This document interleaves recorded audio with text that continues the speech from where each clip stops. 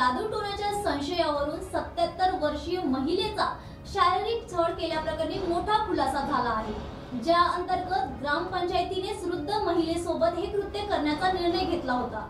यामागे गावचे पोलीस पाटील बाबू जामणकर हे आहेत।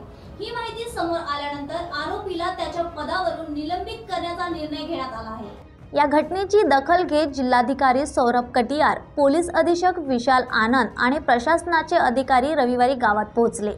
गाव व परिसरात अशा घटना घडू नयेत यासाठी ग्रामस्थांनी एकमत केले असून तसेच सोमवारपासून गावात समुपदेशन करण्यात येणार आहे।